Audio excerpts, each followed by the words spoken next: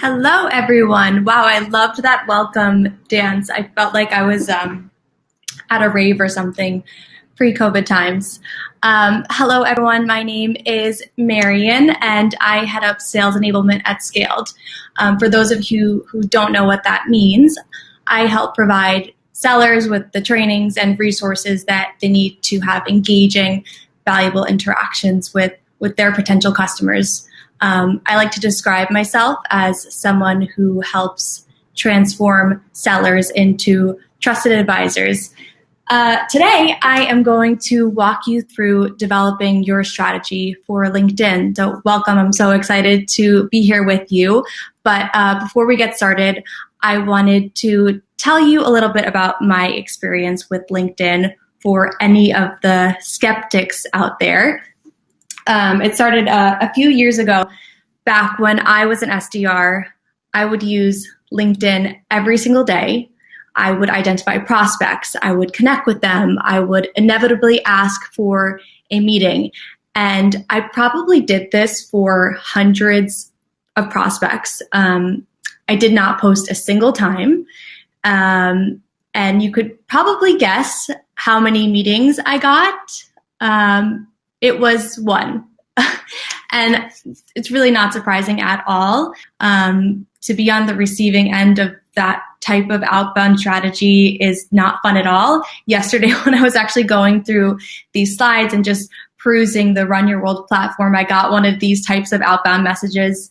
I probably should have responded, but I didn't. Just knowing how terrible it can be. So, moral of the story, I was not using LinkedIn to its full potential. And listen, I don't really blame myself or anyone else that can relate to that type of LinkedIn usage. I, at the time, wanted to stick with what worked for me, and that was email. I didn't want to risk trying or wasting my time on LinkedIn when to date I had zero success on the platform. I had no idea what I would post, how it would even get me meetings, any of that. And boy, do I wish I knew then what I know now, because I feel like I could have been so much more effective as an SDR and eventually an AE and now in sales enablement if I had the guidance that I'm going to give you all today. So let's fast forward to 4 years. Roughly a few months ago, I got some amazing mentorship from Mackenzie on how to get started on LinkedIn. So I took the risk and I posted for the first time on LinkedIn. And since then, I've been posting weekly. I've been getting some solid engagement. I'm starting to really see the value of what this whole LinkedIn thing is about, even though I'm no longer in a sales role. So if that sounds somewhat familiar, maybe you're in sales, maybe you're not, I'm hoping that you can walk away from today's session with an idea of what it is you want to use LinkedIn for and how you can use LinkedIn more effectively. Before we get started, though, there is a worksheet. So I believe if you hit the comment section on the right-hand side of your screen, there is a link to download the worksheet for this workshop. Is everybody seeing that?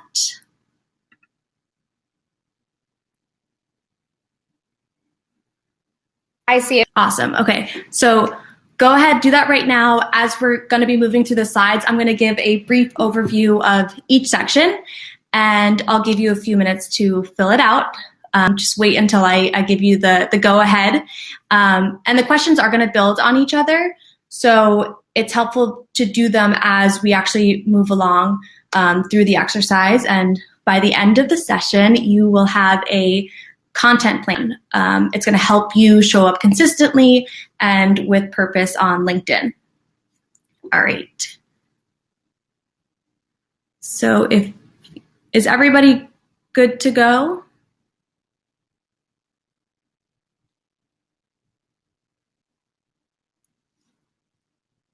All right, Seamus has it. Jared's got it. Rick's got it. Rashida's got it. Great.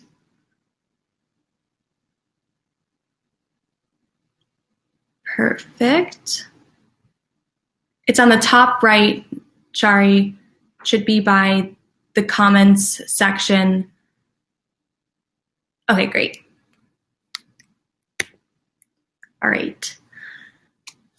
So let's get started. Before we dive in, there are two aspects to your LinkedIn profile. There's the professional side and the personal you, or the you outside of work. So we're going to break that up into two sections. For the next few sections, we're going to be focusing on the strategy behind the professional you. All right. So let's get started. I want you to think about, what are you selling on LinkedIn? It can be as simple as the product/solution that the company you're at sells, or it can be something else. Maybe you're trying to sell, your coaching services. Maybe you're trying to sell yourself as a thought leader in sales strategy. Maybe you're trying to sell leadership advice. Deciding what you're selling is going to help you come up with who your target audience is, who you need to connect with, and what content you want to eventually share with them. So take 1 minute to think and write down what you're selling. And when you're done, you can drop whatever that is in the comments. Would love to see what you guys have. So 1 minute, go ahead.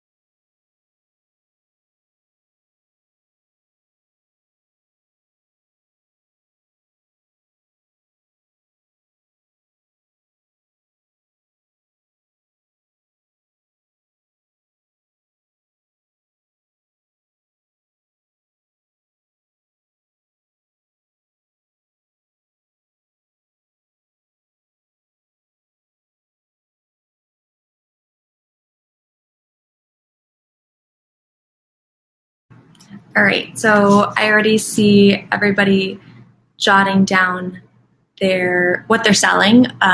Brienne's selling the first no-code content design system for enterprise. Cool. That enables non-designers to create, deploy, and manage premium content at scale. Rick sells advice on how companies can best use Adobe Enterprise technology. Jeffrey's selling high-tech CBD and THC powder.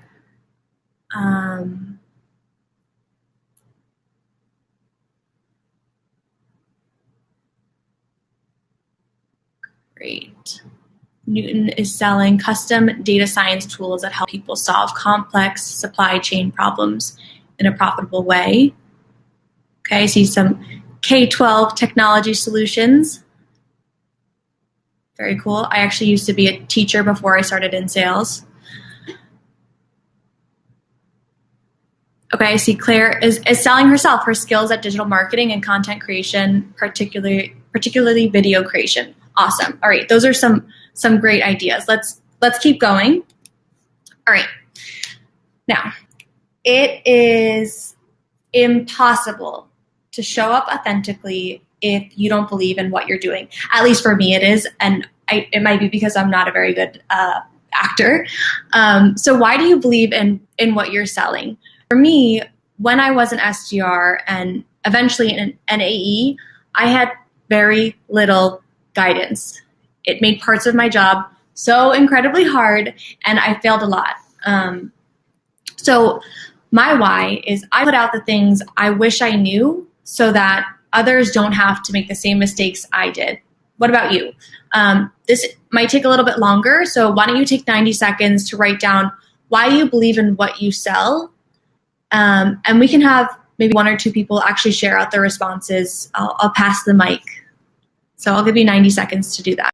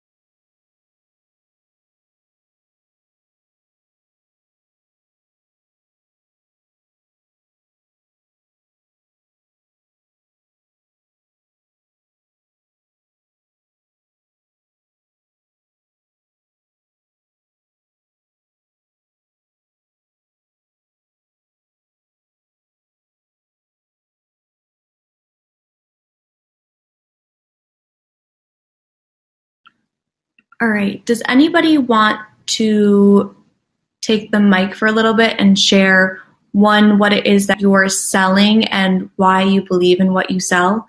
I think if you hit the mic button, you'll be able to share. It'd be cool to hear someone speak.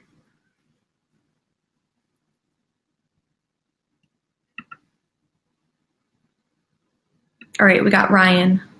Ryan, can you share what it is that you sell and why you believe in what you sell? Hey, everybody. Thanks, Marianne.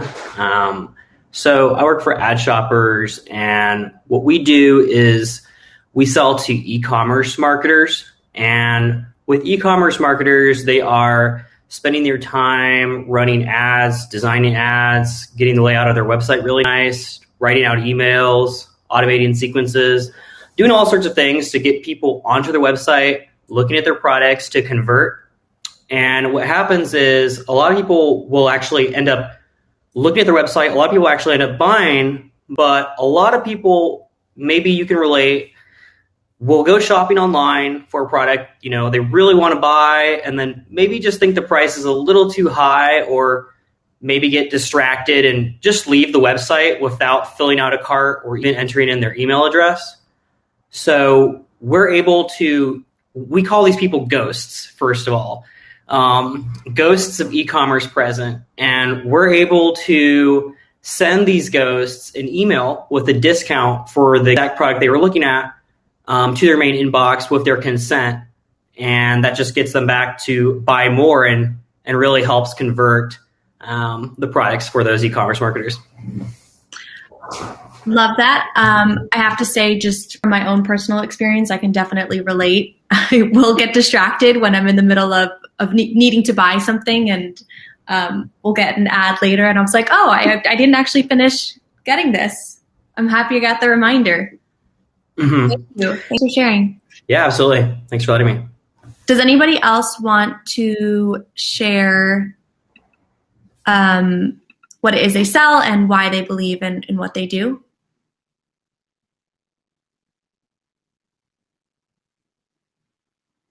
All right, I have Mohammed.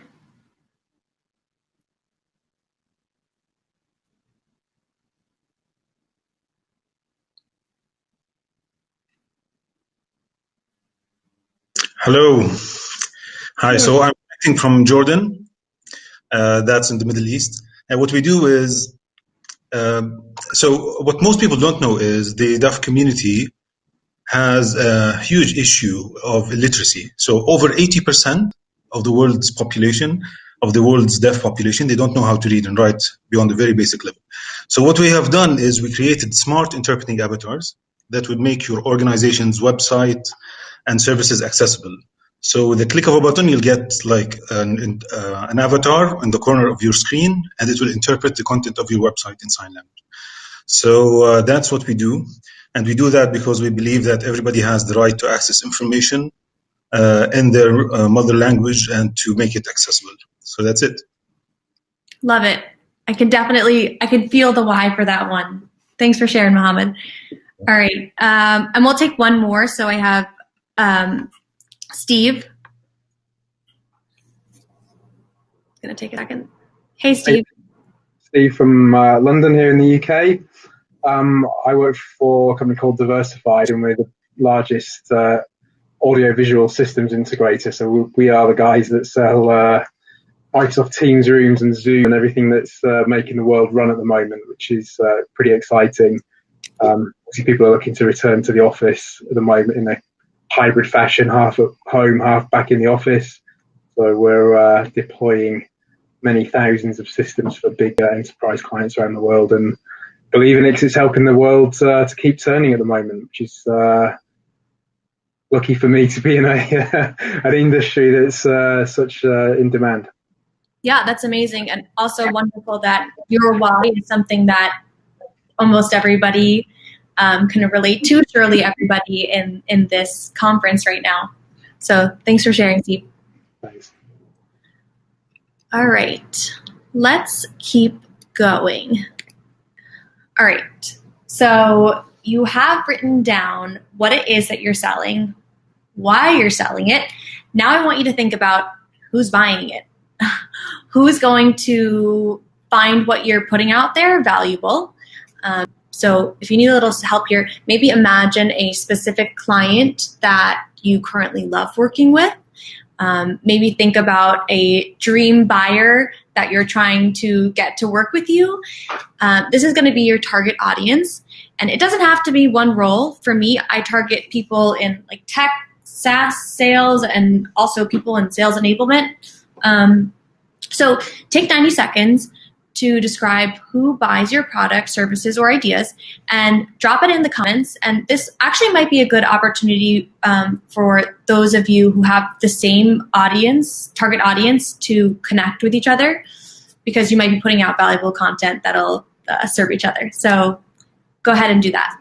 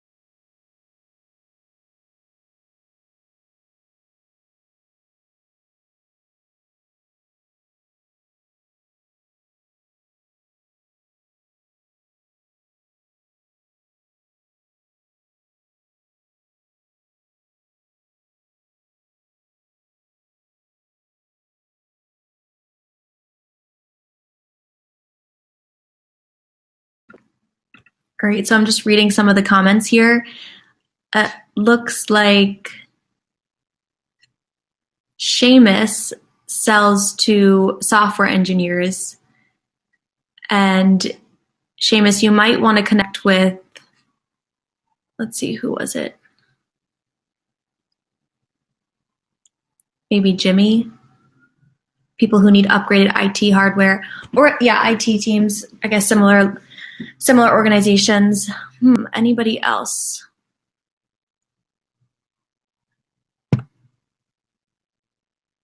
Mike is targeting own-minded owner managers. I feel like I've seen a few people who are targeting sales and revenue leaders. You might want to connect with each other. Oh, love it, Seamus. Okay, just saw your comment that you already connected.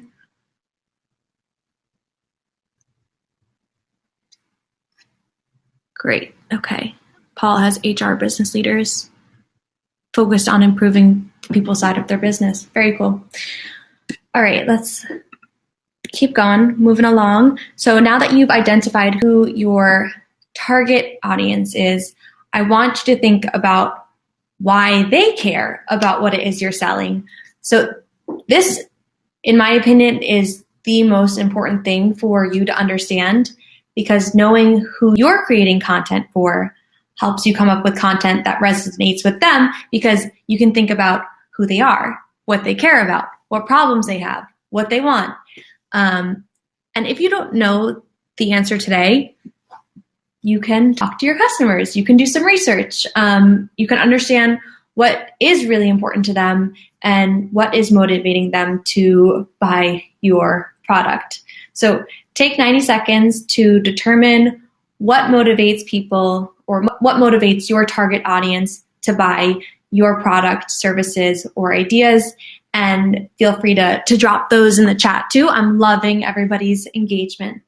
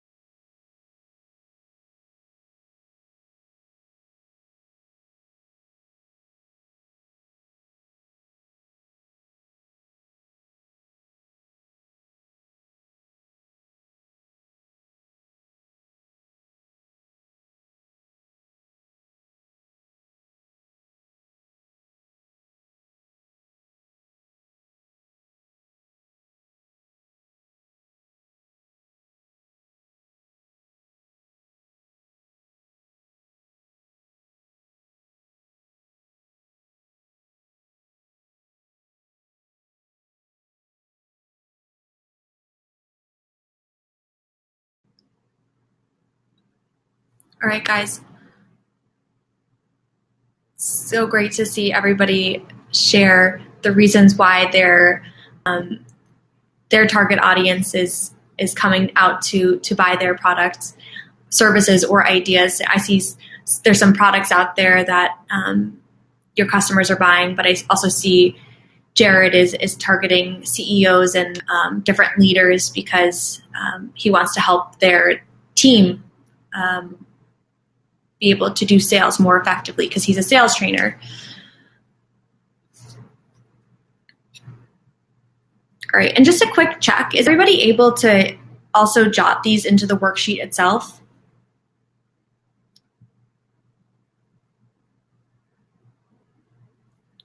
Okay, perfect.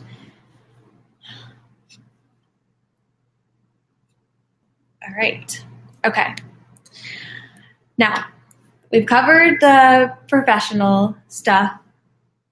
Now we're going to dive into some more personal elements. Like, LinkedIn is a professional network, but I think there are benefits to conveying who you are beyond just your professional world. So the next few sections are going to be a little bit more about the you beyond the 9 to 5. To start, what is your why? You've identified what you're selling, why you care about what you're selling, who your target audience is, and the impact that you're going to have on them. I want you to think about your aspirations and your reason for doing what it is you do. What are your bigger goals? What motivates you? Who do you want to eventually be? And, this may very well cover a professional aspect too. No problem with that. But I just want you to think bigger picture. Maybe you want to start your own company one day.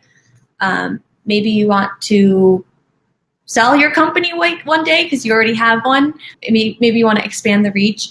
Maybe you want to become a VP of sales. Maybe you want to make a positive impact on the community you care about. Maybe it's like the sales community. Maybe it's, I don't know, your local community. But think about what is your why, and jot that inside of your worksheet. And I would love to see those also in the comment sections as well, because I think it's so interesting to see what you guys have to share.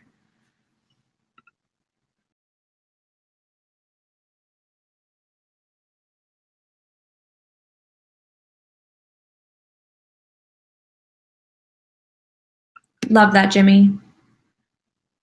Wants to be able to live the life that he hopes to live. So have that freedom, have children to grow up the way that he did. Adam, helping others succeed.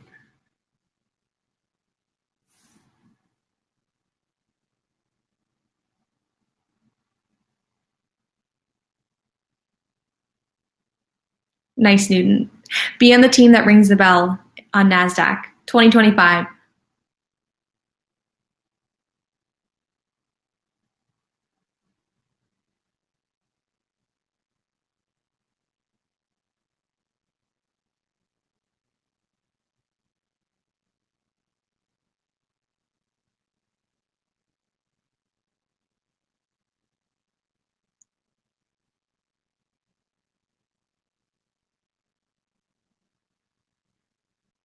Jared, giving my wife the option to not work because she wants to.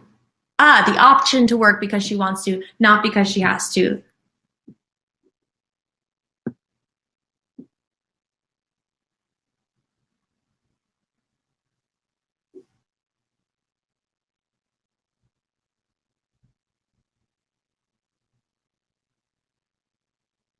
Paula, following my passion, international relations. Stephanie, her goal is to inspire others in the pre-sales community, generate passive income for her family, inspiring her children. Sorry, guys, I had a timer set.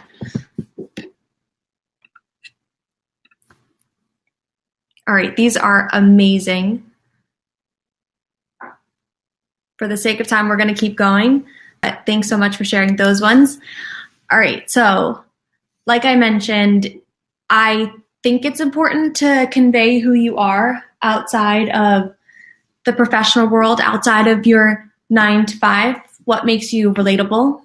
You're not just John Smith who works at XYZ Incorporated. You're somebody who likes to do things outside of work. Weaving those passions and interests into your content on LinkedIn helps people know you and feel connected to you. Maybe you like hiking, sports. What are things that you can do that you like doing that you can incorporate into your LinkedIn content? For me, I have been getting into the gym a lot recently. So one of my most recent LinkedIn posts related putting in time at the gym to LinkedIn. So just be aware here that you don't have to share things that you don't feel comfortable sharing. You know what that line is for you, so no one's going to make you cross it. But if you can think of some things that you feel comfortable sharing about yourself, then take 90 seconds to write those down.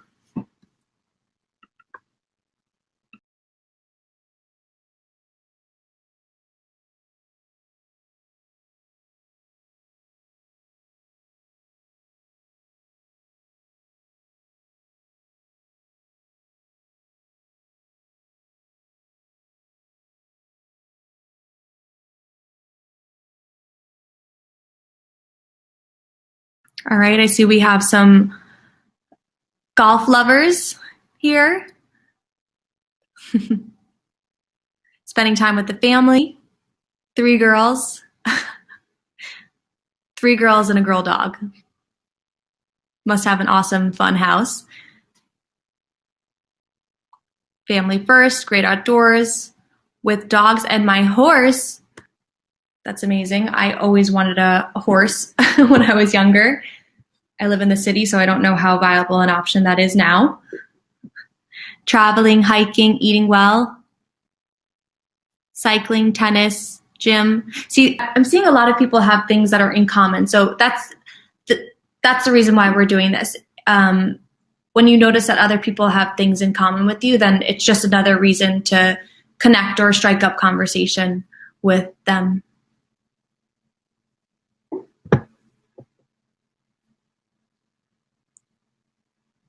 Boating, fishing, skiing, golfing.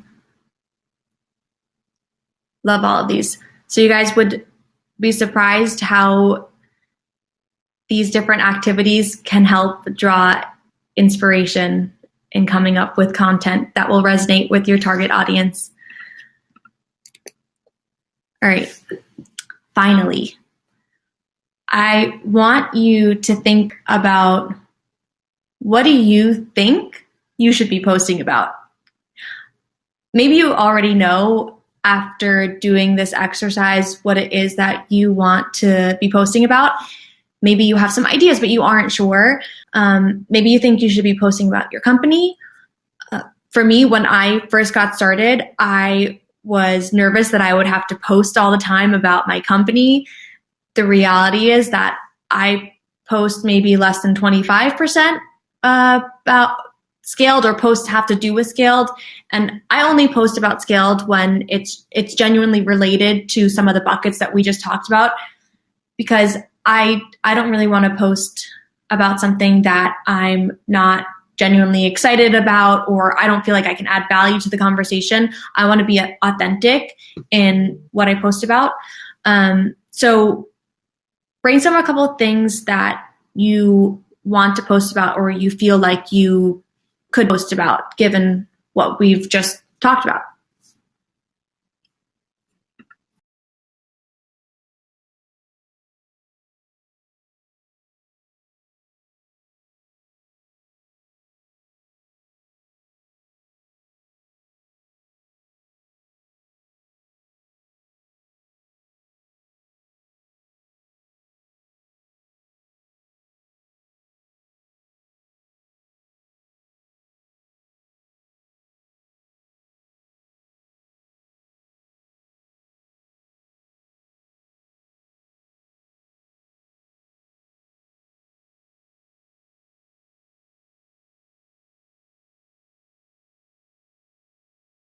Adam, you can think about maybe some of the trends that you're seeing in your target audience's market. What are some common themes that you've started to see after filling out the worksheet? For me, since I'm in sales enablement, some of the things I post about are building onboarding curriculums. I post about how to have more engaging conversations with your buyers. I post sometimes about women in leadership or diversity in companies, because those are things that I'm drawn to.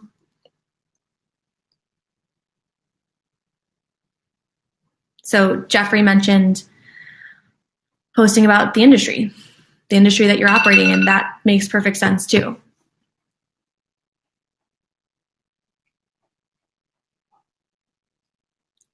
Wow, super cool, Seamus. So he started a podcast where he interviews successful developers and engineers about their path to success, what they see in the industry, and what advice they give software engineers looking to make a change or start their career. So that's another great example.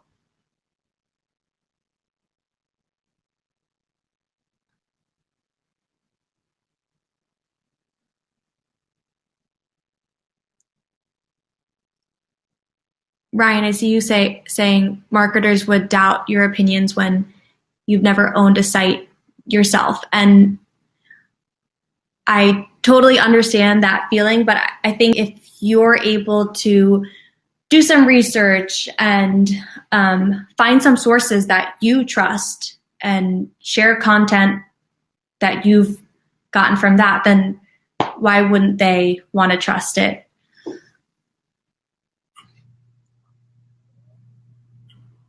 You don't have to be an expert in something to want to post about it. It just has to be something that you like posting about, or you like reading about, or you find interesting.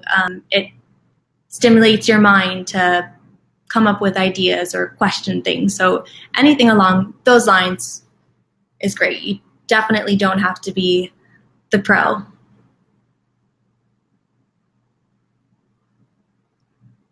right, I see Douglas likes posting about goal setting, resume writing, job search, how to have good conversations.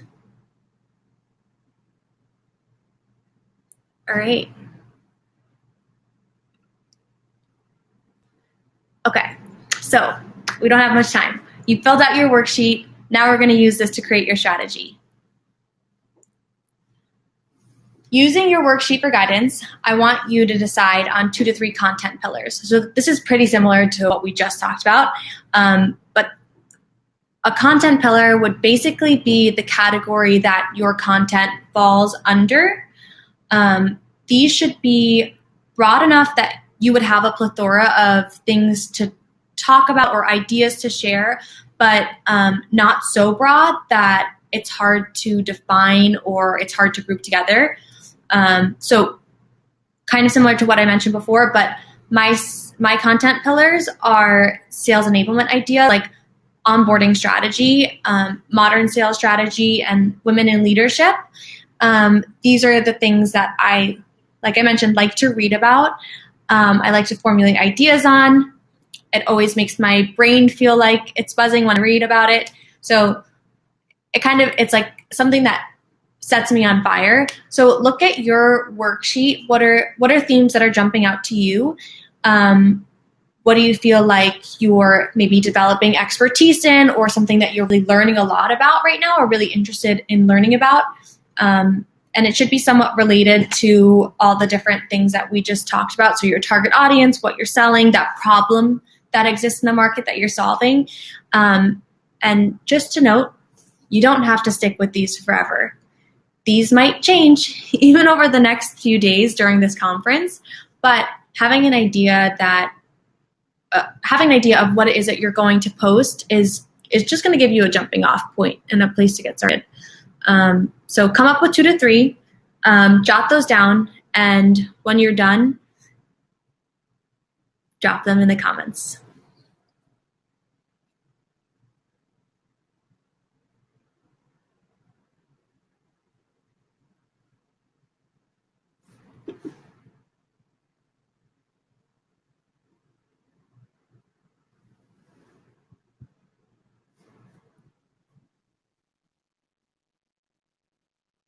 Greg, can you clarify what type of advice it is that you're looking for?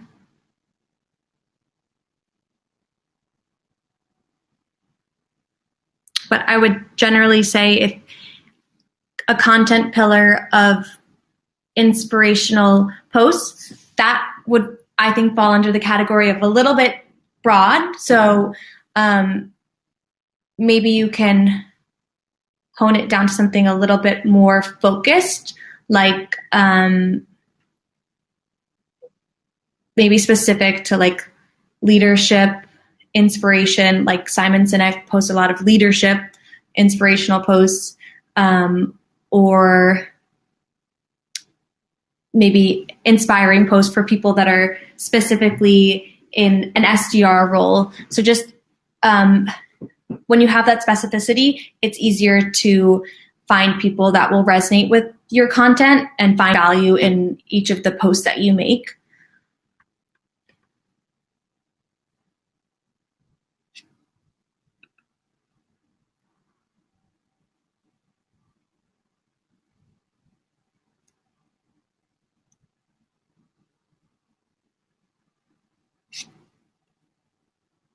Yeah, love Jen's. So Jen is going to post, her content pillars are sales leadership, diversity of thought, women in sales. Paula, empowering women. Love it. And Paula, I'm not sure if what you said what it is you're selling and what your content, what your target, who your target audience is, and why they're buying what you're selling, but maybe make sure that one of those pillars also coincides with that. It may be that you're selling something related to that, but I would just make sure that your content pillars are actually related to the sections that we did in the worksheet.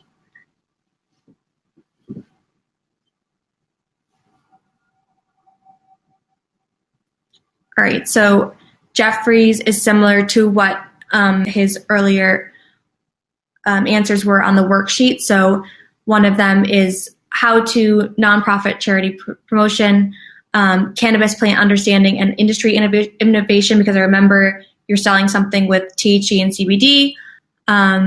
3, change in the thought about the market, legal issues. Okay, great, Paula. All right, so since this has flown by, I want to quickly cover this. So you have your content pillars. Now you can create a content plan, so you can put 20 to 30 minutes on your calendar 1 to 3 times a week and make a commitment to come up with and post content at that time. So in between this session and next session, please do this. Fill out the day and the time that you would be the most inclined to post, and the content pillar that you'd be most likely to post about that will resonate with the target audience that you filled out in your sheet earlier. You do not need to go all out and post every single day.